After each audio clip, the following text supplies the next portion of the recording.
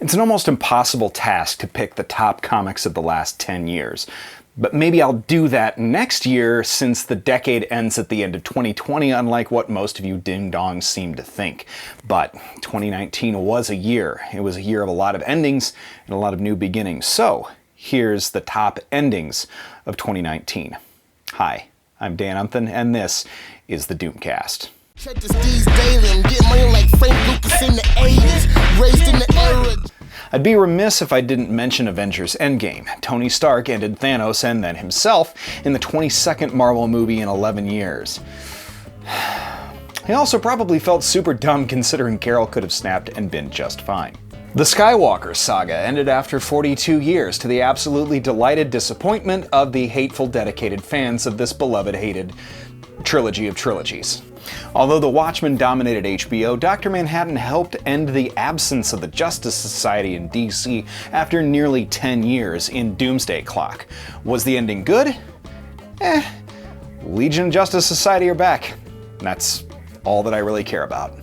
Archibald Chamberlain, The Four Horsemen, Justice, Wolf, Crow, John Freeman, Bell Solomon, Mao, Babylon, and Death all get what is coming to them in the wrap-up of John Hickman's epic retro-futuristic western East of West.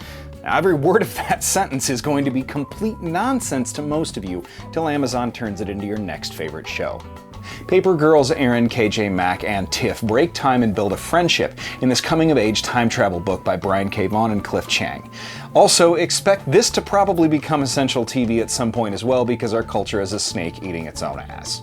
In what's hands down my favorite event of the year, Richard Rider, Beta Ray Bill, Silver Surfer, and the Sentry, some of my favorite characters got some very wild and very new character development, and Richard Rider got the ending that he deserved. Or did he? No, he's definitely not dead, but he's certainly something else. I'm not spoiling anything anymore to tell you that Alfred Pennyworth, Batman's dutiful butler, met his end in the pages of Batman this year, and it doesn't quite look like there's a plan to resurrect him at some point. So this one hurts.